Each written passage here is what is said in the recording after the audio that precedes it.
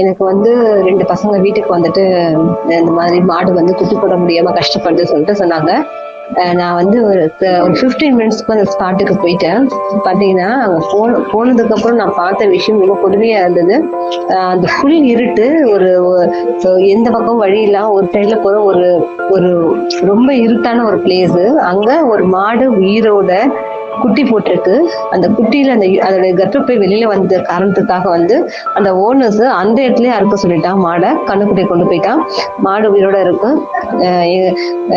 அந்த வயிற்ற அறுத்து அதெல்லாம் வெளியில வருது. அந்த கடைசி மூச்சு இழுத்துட்டு இருக்கு. நான் பயங்கரமா கத்துனதுக்கு அப்புறம் விட்டுட்டு ஓடிட்டானுங்க. போலீஸை வர வச்சுட்டோம்.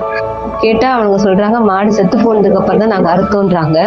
அதாவது மாடோட பிரீத்திங் நாங்க போய் ஒரு 10 நிமிஷம் கழிச்சு தான் மாடு இறந்தது. நாங்க பக்கத்துல நின்னோம்.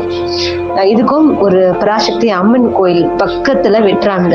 மக்கள் எல்லாரும் பார்த்துட்டு இருக்காங்க. அதாவது மனுஷங்க எவ்வளவு ஒரு கல் நெஞ்சம் படைச்சவங்களா இருக்காங்க. ஒரு குழந்தை பெற்றிருக்கு. அந்த யூட்ரஸ ப்ராப்பரா உள்ள வச்சு நிறைய நாங்க ரெடி பண்ணிருக்கிறோம். அப்படி ரெடி பண்ண முடியாதவங்க ஒரு கோஷாலாக்கோ ஏதோ ஒரு தானம் கொடுக்கலாம். இப்படி உயிரோட வந்து அது அப்பதான் குட்டி போட்டிருக்கு. அதுல பெயின் எவ்வளவு இருக்கும்.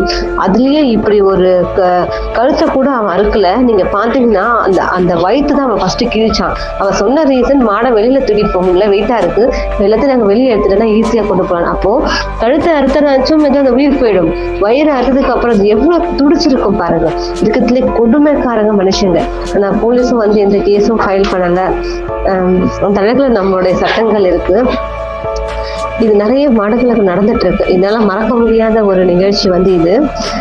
மக்கள் வந்து அதுல பொதுவா மாட்டுக்காரங்கள் வந்து எவ்வளவு கேவலமானவங்க, கொடுமைக்காரவங்க. நான் பார்த்த விதத்துல நான் சொல்றேன், மாட்டுக்காரங்க எல்லாரும் மோசமானவங்களா இருக்கிறாங்க.